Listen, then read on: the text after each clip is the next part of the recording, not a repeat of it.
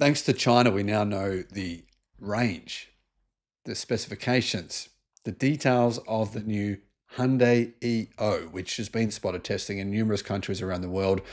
It's their compact SUV, and it's actually priced from 18,000 US dollars in China. This is actually not a bad car at all, and it's a similar size to a Geely EX5. So just a little bit smaller than a Tesla Model Y, sort of like a Volkswagen ID4. YouTube's new algorithm means that you're often not getting all of our videos in your feed. There's 7,500. I'm pretty sure you're probably not seeing a lot of them. In the description, there is a link to our newsletter. Click on that and you can get an update every day of all the latest news in the electric car industry. Hello, my friends. Welcome to the channel. I'm Sam Evans. You're watching the Electric Viking. This vehicle is going to be sold in many countries around the world. We've seen test photos of it now going on for at least a year in numerous countries around the world. Spy shots. We've seen it in Australia being tested.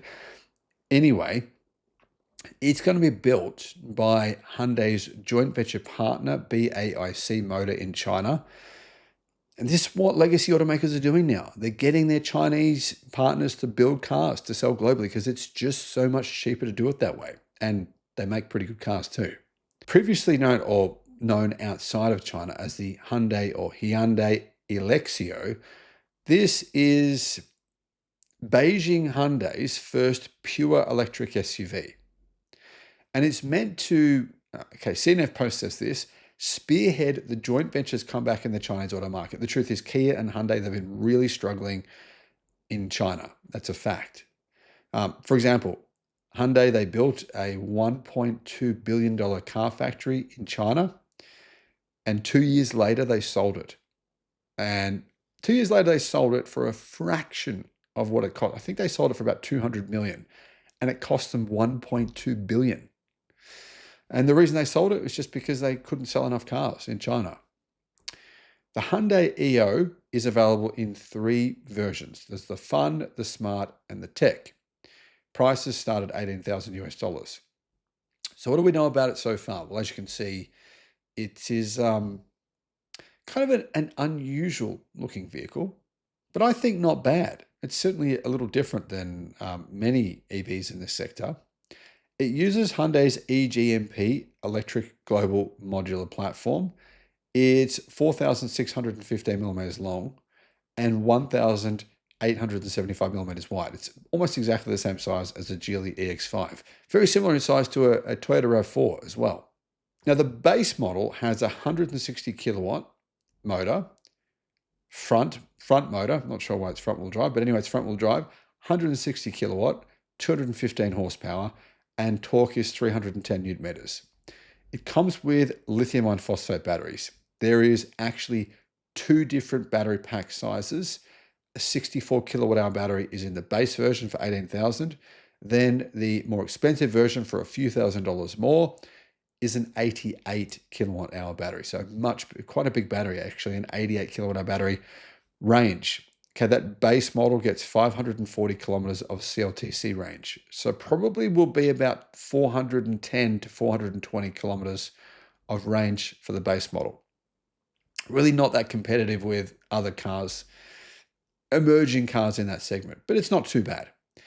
Anyway, the bigger battery, the 88 kilowatt hour battery, it provides a range of 722 kilometers CLTC, which would probably be about probably 590, 580 kilometers of WLTP range. So that's competitive. That's going to be a vehicle I think a lot of people would be interested in. Now you can see on the interior, it clearly has a heads-up display. And the thing that's kind of emerging from China now is to remove the digital screen right in front of the driver like Tesla has done. But unlike Tesla, it has a heads-up display. But remember, heads-up displays, if you're wearing polarized sunglasses, you can't really see them.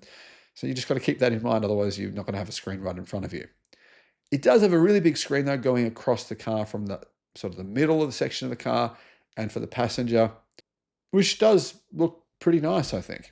So this clearly is being positioned by global media as a direct rival to a Tesla Model Y. It's not really, it's a smaller car, But I'm sure that some people would cross shop the two of them. That's realistic, to be honest. It's probably going to be cheaper than a Model Y, though. I think it will be a little cheaper. It's a bit smaller than a Model Y. So realistically, if you're going to cross shop the two of them, the Model Y has, XP G6, Tesla Model Y, they've probably 10% more interior space, 10 to 15% more interior space. So I think Hyundai will probably price this a little lower than a Tesla Model Y.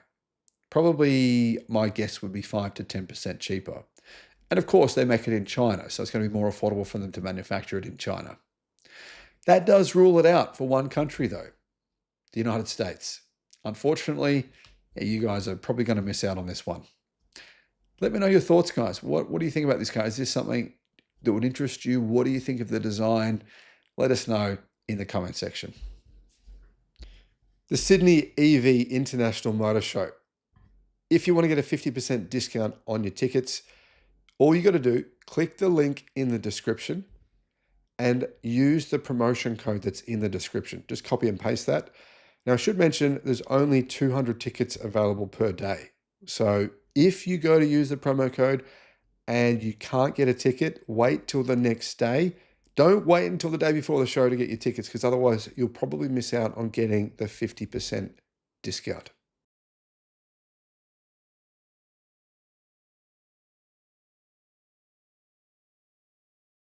So the Trump administration arrested 475 people that they called illegal aliens at a battery factory in the United States. Is this a coincidence, or is this a continued kind of aggravation against renewable energy? Well, here's the full story. Turns out quite a few of them were actually from South Korea. Hello, my friends. Welcome to the channel. I'm Sam Evans. You're watching the Electric Viking. The South Korean government are chartering a plane to pull the workers from the United States.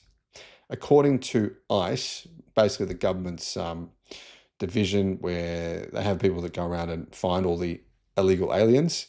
Many of the people detained did not have correct work visas. Also detained in the agency's raid were 47 staff employed directly by LG Energy Solutions. YouTube's new algorithm means that you're often not getting all of our videos in your feed. There's 7,500. I'm pretty sure you're probably not seeing a lot of them. In the description, there is a link to our newsletter. Click on that and you can get an update every day of all the latest news in the electric car industry. So late last week, one of the largest immigration enforcement actions in recent US history unfolded at Hyundai's factory in Georgia. Authorities detained 475 individuals that they said were illegal aliens.